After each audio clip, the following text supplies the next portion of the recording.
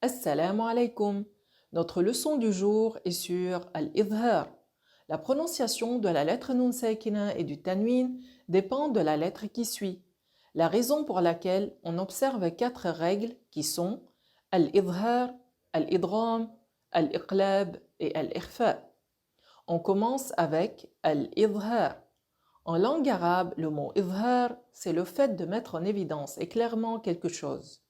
Idhar, la lettre nun sakina et le tanwin veut dire faire apparaître clairement la lettre nun sakina et le tanwin au moment de la lecture. Comme ceci.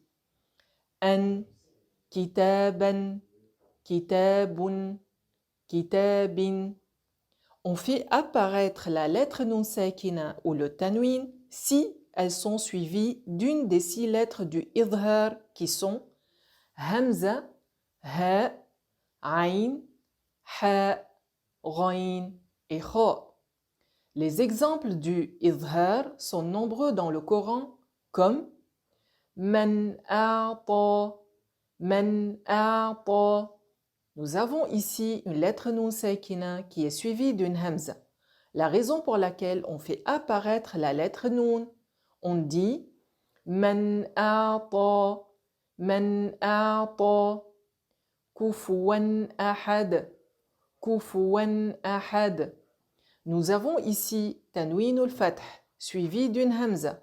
Donc, on fait apparaître le tanwin. On dit kufuwan ahad, kufuwan ahad. Yanha, yanha. Nous avons ici une lettre nun sakina suivie de la lettre ha. Donc, on fait apparaître la lettre nun. On dit yanha, yanha. Fariqan hada, fariqan hada. Nous avons ici tanwin al-fath suivi de la lettre ha. Donc, on fait apparaître le tanwin. On dit fariqan hada, fariqan hada. Min alaq, min alaq. Yawma idhin an, yawma idhin an. وانحر وانحر عطاء حسابا عطاء حسابا من غير من غير أجر غير أجر غير من خوف من خوف ذرة خيرا ذرة خيرا. Attention, quand on fait apparaître la lettre nun sakina et le tanwin, on veille à ne pas accentuer le nasillement, al-ghunna.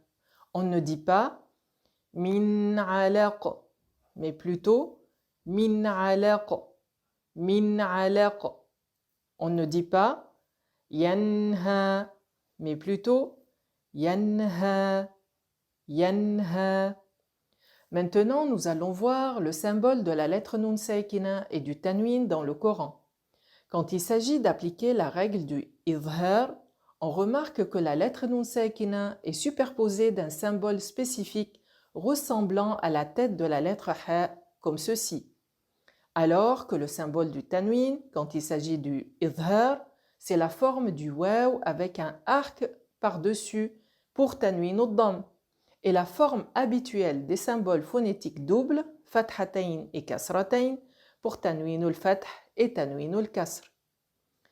Une petite remarque, les lettres du idhar sont nommées les lettres de la gorge parce que leur point de sortie est la gorge. Ce point sera détaillé dans les leçons traitant les points de sortie des lettres, incha'Allah. Barakallahu bikum, vous avez illuminé le chemin avec 3 étoiles.